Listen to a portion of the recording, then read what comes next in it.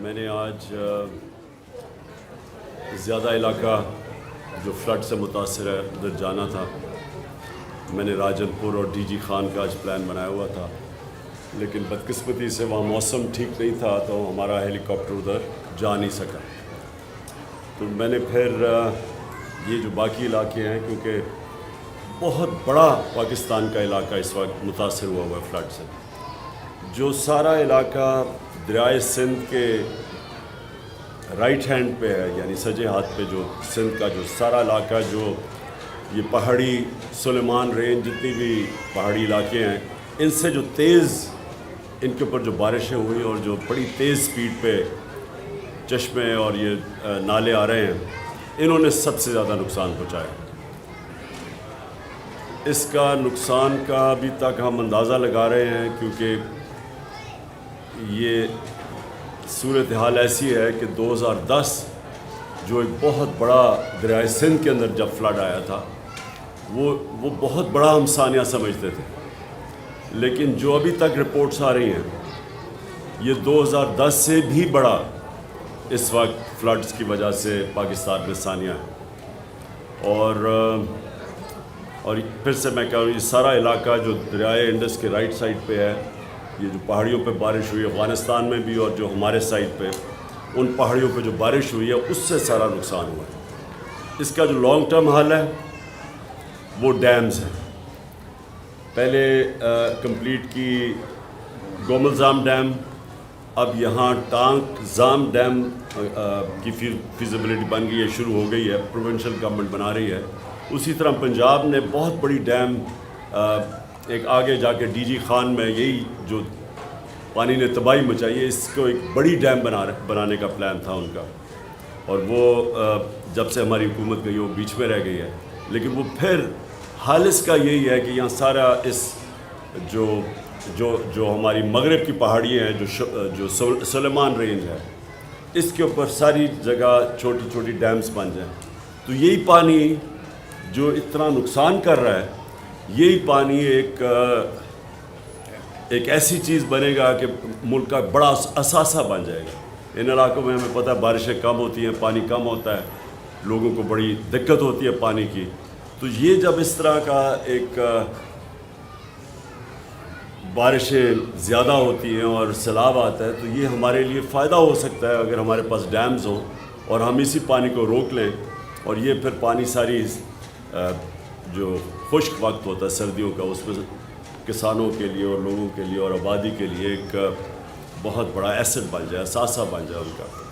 تو یہ تو لانگ ٹرم حل ہے. اور ہم نے جو اپنے دور میں 10 ڈیمز کا پلان کیا ہے، 50 سال کے بعد بڑی ڈیمز بھی بنا رہے ہیں. اور ہمارا جو پائپ لائن میں تھیں، اب پتہ نہیں ان کا کیا سٹیٹس ہے جب سے ہماری حکومت گئی ہے، لیکن میں آج یہ ضرور کہوں گا کہ پاکستان کے لیے ڈیمز بہت ضروری ہیں.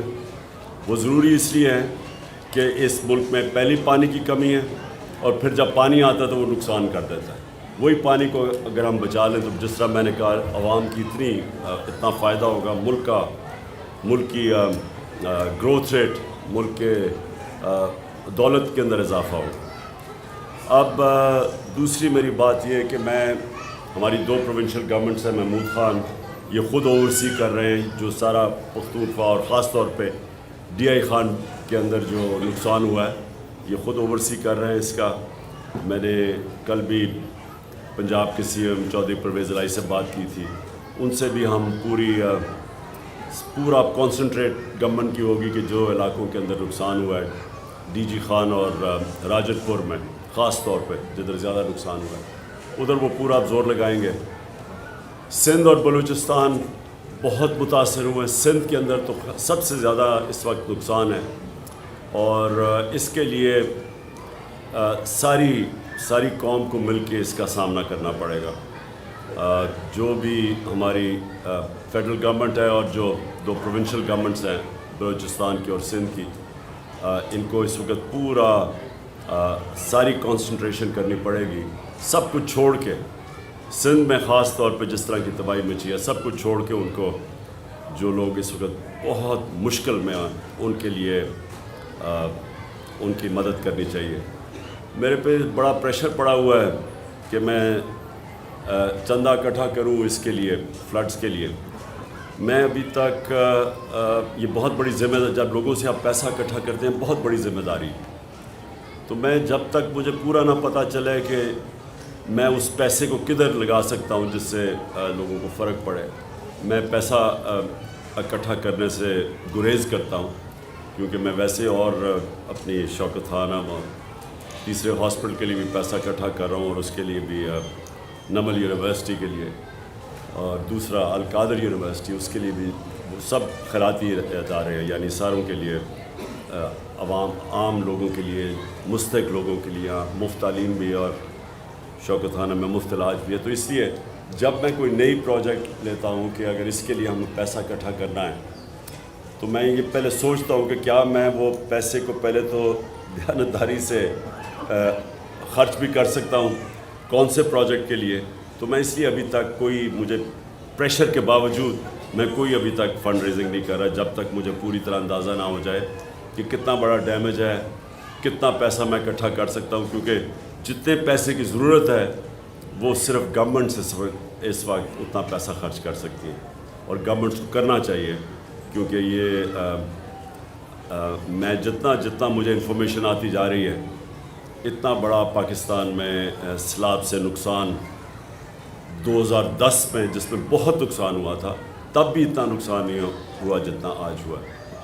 تو میں جائزے لے رہا ہوں، میں آج بھی اور بھی جگہ پہ ٹور کر رہا ہوں اور چیک کر رہا ہوں کہ ہم مل کے بحیثیت قوم، ہم مل کے کیسے ہم اب وہ لوگ جو بڑی مشکل میں ہیں، ہم ان کی کیسے مدد کر سکیں. ملک کی بہتری صرف ایک چیز میں ہے کہ یہاں ایک مضبوط اور ایک سٹیبل گورنمنٹ آئے تاکہ اس ملک میں سیاسی طور پہ استحکام ہو.